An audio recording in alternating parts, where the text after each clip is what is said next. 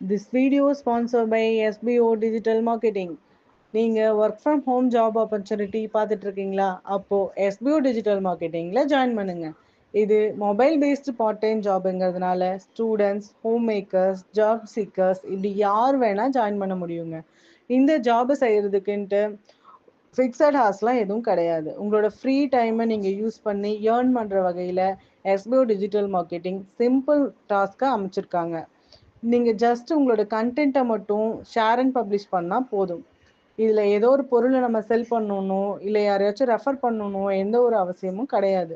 உங்ககிட்ட Facebook, Instagram R YouTube இதில் ஏதாச்சும் ஒரு அக்கௌண்ட் இருந்தால் கூட போதும், நீங்கள் எலிஜிபிள் பர்சன் ஆகிடுவீங்க SBO டிஜிட்டல் மார்க்கெட்டிங்கில் ஜாயின் பண்ணுறதுக்கு.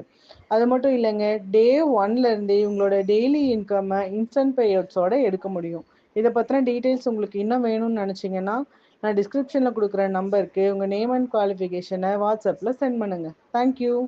ஸ்கிப் பண்ணாதீங்க. பெரிய தப்பு. தினம் 300 ரூபாய் சம்பாதிக்க அரிய வாய்ப்பு. இன்ஸ்டாகிராம், ஃபேஸ்புக் பயன்படுத்த தெரிந்தால் போதும், content post and content publishing மூலமா தினம் 300 ரூபாய் சம்பாதிக்கலாம். இந்த வேலை செய்ய 5 நிமிடம் போதும். Work training support, group communication support, all language customer live chat support, முக்கியமா சொந்தமா ஒரு பிசினஸ் ஸ்டார்ட் பண்ற அளவுக்கு உங்களால கற்றுக்கொள்ளவும் முடியும், சம்பாதிக்கவும் முடியும். இந்த வேலை வாய்ப்பு வழங்குவது 5 வருடத்திற்கு மேல ரன் ஆகிட்டு இருக்க நம்ம தமிழ்நாட்டு company school of business organisation private limited. மேலும் விவரங்களுக்கு டிஸ்கிரிப்ஷன்ல கொடுத்திருக்க நம்பருக்கு வாட்ஸ்அப் பண்ணுங்க. காசியில கோயில் கொண்டிருக்கக்கூடியது எம்பெருமான் விஸ்வநாதன். அந்த விஸ்வநாத பெருமானுக்கு ஒரு நாள் ஒரு ஆசை வந்துதான். ஒரு பிச்சைக்காரனா காசி வீதியில போனா நம்ம எப்படி வரவேற்பார்கள்? அதனால அவர் பிஷாண்டி தானே, அவருக்கு ஒன்றும் புதுசு இல்லையே. அவர் ஒரு பிச்சைக்காரனாக வீதியில் வருகிறார். வந்து வீடு வீடாக கையேந்துகிறார். காலையிலிருந்து மாலை வரை காசிமா நகர் முழுக்க அலைந்த பிறகும் அன்னபூரணியினுடைய கணவனுக்கு ஒரு பிடி சோறு கொடுப்பதற்கு யாரும் தயாராக இல்லை. பசியால வாடிப்போன நிலையில் இருந்த எம்பெருமான் மாலை வேளையில் காசி நகரத்தினுடைய சாக்கடைகள் எல்லாம் சங்கமமாகின்ற பகுதி, அந்த பகுதியில போய் சேர்க்கிறார். அங்கே ஒரு ஏழை உட்கார்ந்திருக்கிறான். அவன் தொழுநோயாளி. அவனை சுத்தி 4 நாய்கள் இருக்கின்றன. அவன் வேலை என்ன தெரியுமா?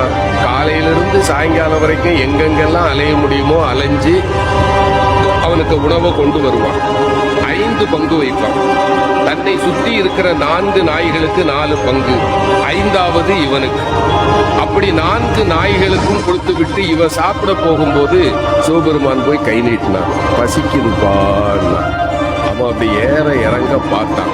பாதியை கொடுத்துருக்கலாம்ல, முழு உணவையும் கொடுத்து சாப்பிடு. இறைவன் ஆடி போயிட்டான். பெரிய